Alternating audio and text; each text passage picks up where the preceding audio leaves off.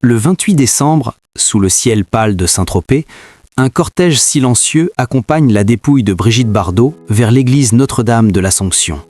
Caméras, flash, journalistes du monde entier. Tous venus saluer une légende. Mais très vite, un détail dérange. Aucun mot sur son testament. Pas l'ombre d'un héritage. Pas un communiqué. Pas un nom. Même son fils, Nicolas Jacques Charrier, reste muré dans un silence glacial. Pourquoi ce vide ? Pourquoi ce flou étrange, comme si le sujet était tabou ? À l'ombre des hommages, une vérité semble avoir été soigneusement ensevelie. Et si la plus grande énigme autour de Bardot ne concernait ni sa carrière, ni sa beauté, mais ce qu'elle laisse derrière elle ? Avant de devenir une icône, Brigitte Bardot fut une enfant mal aimée. Née le 28 septembre 1934 dans une famille bourgeoise du 16e arrondissement de Paris, elle grandit dans un foyer strict, froid, où les émotions étaient étouffées par les convenances. Son père, Louis Bardot, imposait la discipline. Sa mère, Anne-Marie Totti-Muselli, rigide et obsédée par les apparences, projetait sur Brigitte tous ses rêves non accomplis. L'enfant, enfermé dans un monde de silence et de rigidité, se réfugie très tôt dans la danse classique. Mais derrière ses premiers pas de ballerine, une faille se creuse. Elle ne connaît ni tendresse ni écoute. À l'adolescence, sa beauté attire l'attention.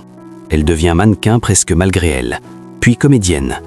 Dès ses premières apparitions, elle fait tourner les têtes, mais reste une énigme pour sa propre famille. Loin de la voir comme une artiste, ses parents la traitent comme un produit à rentabiliser.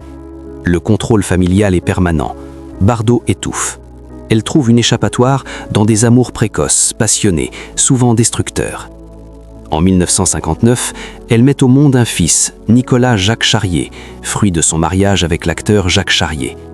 Ce maman, que beaucoup considèrent comme l'accomplissement d'une femme, fut pour elle une cassure définitive. Bardot ne cache pas son rejet de la maternité. Elle affirme même publiquement qu'elle ne voulait pas de cet enfant, qu'elle a vécu cette grossesse comme une agression. Après leur divorce, la garde est confiée au père. Nicolas est élevé en grande partie loin de sa mère, en Norvège, dans un environnement plus stable. Bardot, elle, retourne à sa carrière et à sa cause animale. Le lien mère-fils ne se reconstruira jamais. Lorsqu'il devient adulte, Nicolas évoque rarement sa mère. Quant à Bardot, elle ira jusqu'à écrire dans son autobiographie des mots durs, qualifiant sa grossesse de cauchemar.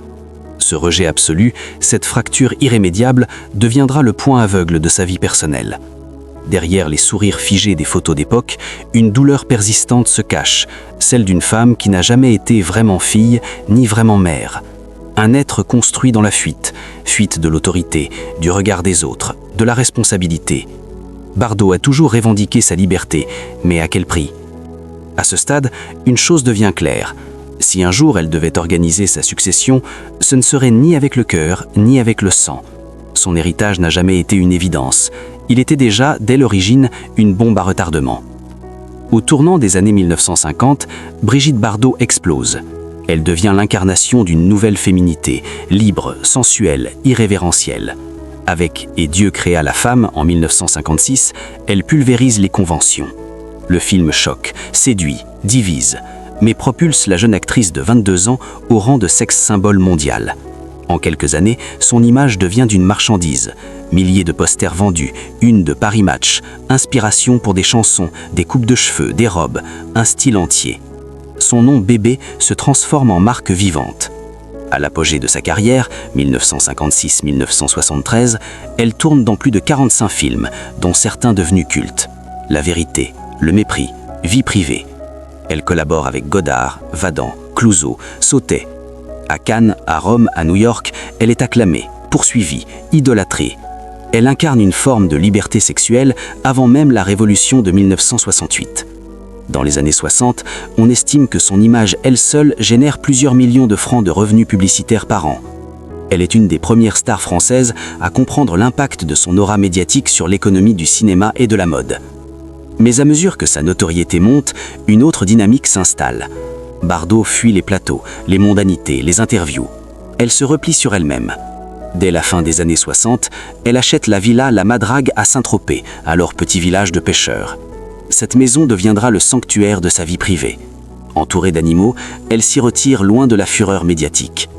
Celle qui aurait pu devenir une Catherine Deneuve internationale ou une Sophia Loren à la française choisit la rupture.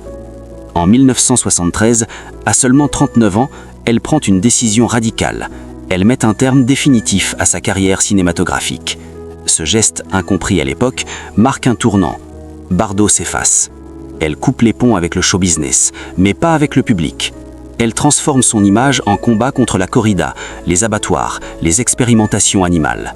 Elle fonde la Fondation Brigitte Bardot en 1986. Sa célébrité lui offre une tribune. Elle devient une militante féroce, parfois violente dans ses prises de position. Les dons affluent. Son image change, mais sa légende demeure. Ce retrait brutal n'est pas seulement un acte de rébellion, c'est aussi une stratégie de conservation. Bardot contrôle désormais ce que les gens voient d'elle. Elle verrouille les accès à sa maison, à son intimité. Peu de photos, encore moins d'interviews. Ses apparitions deviennent rarissimes, ses prises de parole explosives. Elle se forge une aura d'ermite glamour, entre mysticisme animalier et provocation politique. Cette stratégie a une conséquence directe. Personne ne sait réellement ce que possède Bardot.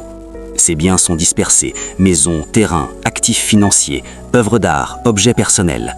Son patrimoine, estimé à plusieurs dizaines de millions d'euros, reste volontairement opaque.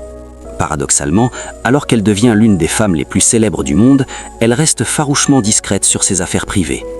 Lorsqu'un journaliste lui pose la question dans les années 2000, elle esquive. « Mon seul héritage, ce sont mes combats. Le reste n'a pas d'importance. » Une phrase anodine en apparence, mais qui résonne rétrospectivement comme un avertissement. Au fil du temps, une ombre plane. Nicolas Jacques Charrier, le fils oublié. Il ne partage ni les combats, ni le style de vie, ni l'univers de sa mère. Installé en Norvège, loin du tumulte français, il mène une existence discrète. Aucune photo de deux ensemble à l'âge adulte, aucune déclaration affectueuse. À mesure que Bardot se replie sur la madrague et sur ses animaux, elle semble effacer toute trace de filiation humaine. Et si elle n'avait jamais eu l'intention de transmettre quoi que ce soit à son fils? Et si Bardot, fidèle à sa ligne de conduite, avait décidé de couper tous les liens, même ceux du sang?